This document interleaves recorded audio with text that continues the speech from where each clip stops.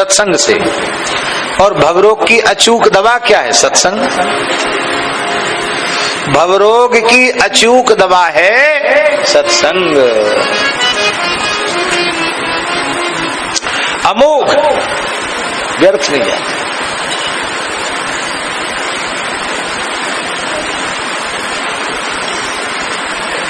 नारद भक्ति सूत्र में देवर्षि नारद जी ने स्पष्ट शब्दों में कहा है, संतों का संग दुर्लभ है और अमोघ है, दुर्गम है और अमोघ है, व्यर्थ नहीं जाता है।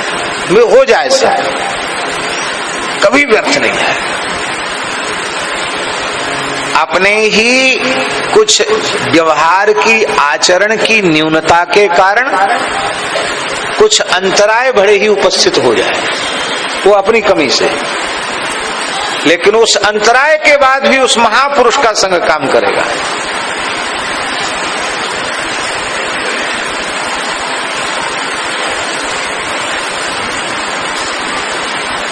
एक भक्ता थी रुक्मिणी बाई जी।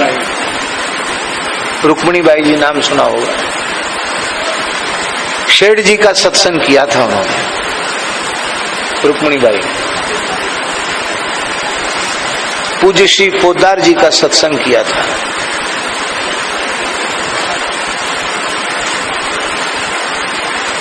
रुक्मिणी बाई जी है भागलपुर। बहुत अच्छा, ऊंची कक्षा थी रुक्मिणी बाई की, आध्यात्मिक कक्षा बहुत ऊंची थी। एक मारवाड़ी परिवार की एक स्त्री जो मर चुकी थी, प्रेत शरीर में थी, वो उनके सामने आ गई।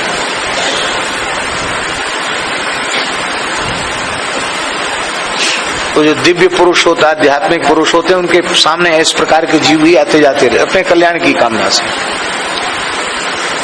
वो तो मर गई थी और वो आ गई। तो रुक्मिणी बाई ने पूछा कि अरे भाई, बोले हाँ मैं मर गई थी और संभवतः आत्महत्या से मरी थी। आत्महत्या से मरी थी। आत्महत्या से मरने के कारण प्रेत शरीर मिला।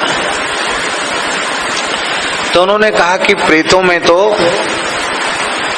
बोलने की शक्ति नहीं होती सब में, और तुम आ जा सकती हो या बोल सकती हो, ये कैसे है? तो उसने कहा कि मैंने केवल सेठ जी का एक दिन सत्संग किया था। मैं सत्संग में बैठी थी सेठ जी के, केवल इतने पुण्य के कारण आत्महत्या करके प्रेत बनने के बाद भी तुम्हारे पास आने की मुझे शक्ति रही। अब मैं तुमसे बातचीत कर सकती हूँ। मेरे लिए श्रीमद् भागवत का मूल पारायण कराओ और मेरी मुक्ति कराओ। और रुक्मिणी बाई ने कराया और उसकी मुक्ति हुई।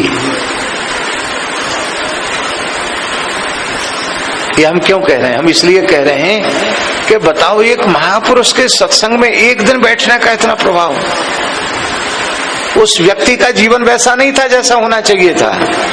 वो आत्महत्या करके मरा, अधोगति को गया, लेकिन फिर भी केवल एक महापुरुष के दर्शन का, सत्संग का इतना प्रभाव कि उसके बाद भी उसको मुक्ति का मार्ग मिल गया। तो जो विघ्न आया वो अपनी कमी से आया, उसमें शेठ जी की कमी नहीं है, उसमें सत्संग का दोष नहीं है। वो जो बीच में अंतराय आया, दूसरी योनि में जाना पड़ा, वो अपने पाप के कारण, अपने दोष के कारण, लेकिन इसके बाद भी कल्याण हो गया। महापुरुषों का संग बहुत प्रभावी होता है। भगवान से कभी कुछ मत मांगो,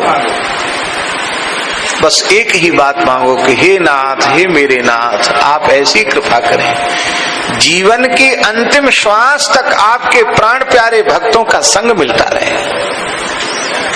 साधु पुरुषों का संग मिलता रहे, बस। और हमें कुछ नहीं चाहिए।